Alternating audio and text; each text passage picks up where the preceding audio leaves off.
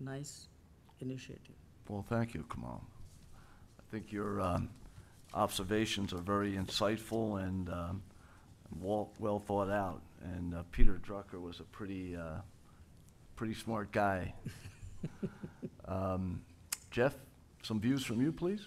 Thanks, Russ. It's been a great privilege to be here, and just some points. I think you never quite appreciate something until you go without it or miss it, and what we take to be just normal patterns of consumption of water and energy these days may change in the future, and I think it's in everybody's interest to work towards maintaining what's there.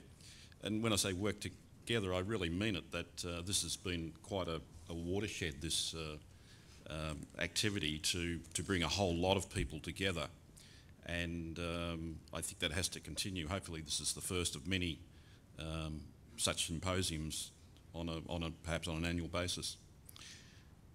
We heard a lot of theming over the last couple of days about maintaining the system, the integrity of the system, which I think is critically important if we're going to maintain and protect the public health. It's as simple as that.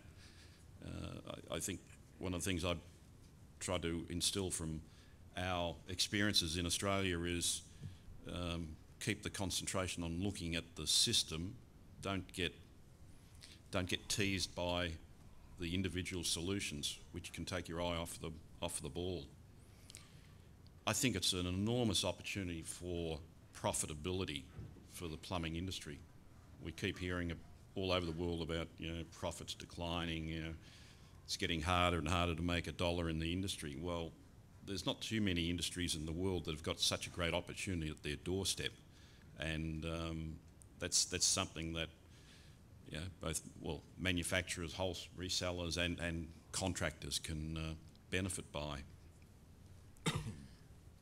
I heard some rumblings from people saying, we've got these water sense labels and things, but gosh, the wholesalers, the resellers are just not out there pushing that out to the public.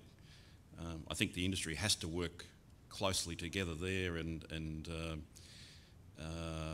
make some representation to these large big box people or wherever the product is being sold to get the identification into the marketplace. And maybe there's some experiences from Australia that we can share there in the future with people. The other issue, I think, which we're certainly seeing in Australia, and I think you're probably better to face up to it sooner than later and be proactive, is the issue of grey water, and really focus on getting some regulation and things in place before that runs wild, because there's a lot of people who really want to do the right thing with grey water, and there's a lot of sort of do-good people who are, maybe come from a bit of the tree hugger thing of, we just do this and we'll, keep reusing water. But there are a lot of dangers with grey water, which I think need to be, caught now, and it'll save a lot of heartache down the track. So the industry really needs to be together on that. That's about my take, Russ. Thanks for the opportunity to be here. Well, thank you, Jeff. It's been invaluable, in particular, to have you and Kamal and Bob share your views on what we've discussed. So thank you all for spending the time, and certainly for Jeff and Kamal to travel such a great distance to be with us here in Chicago. George, as chairman of the World Plumbing Council, I know that you've been very passionate about wanting to make a significant contribution. Your term is coming to an end here in about 4 or 5 weeks. George was elected as chairman of the World Plumbing Council in late February, early March of 2005. So he's had just about a 3.5-year term. It's been a very outstanding term. We've undertaken a significant number of projects, much of which has been with the World Health Organization. We heard from Jen Mercer yesterday. She called me this morning to just let me know she got back to Ottawa okay, but as importantly to thank us for the opportunity to be present. But more importantly, she said that she was impacted greatly by what she heard from the plumbing industry. And a lot of what we've tried to do with the World Health Organization since we formed our relationship about 11 years ago has been to try and reestablish the link between what the plumbing industry does in protecting public health and safety and what the medical or biology community does at the WHO.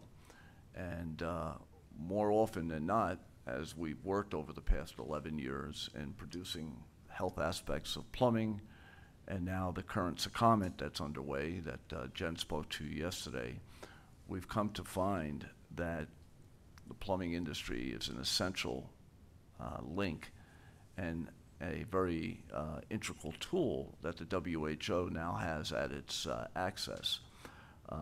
So George, let me congratulate you on everyone here in concluding your term. The WPC has grown under your leadership. The relevancy of the plumbing industry is certainly enhanced, and I think as importantly, you and Sudhakaran Nair have given the executive board at the World Plumbing Council, and Steve Mobley also, I'm almost neglected to point out Steve. The three of them are members of the executive board of the World Plumbing Council, one from India, Perth, Australia, and of course in the Washington, D.C. area, have really enhanced the image of the plumbing industry at the international level, and most importantly, as importantly, with the medical profession through the UN network, particularly with WHO. So congratulations to you, George, on your term. And I'm wondering if you'd like to offer some views on what we've discussed. I will.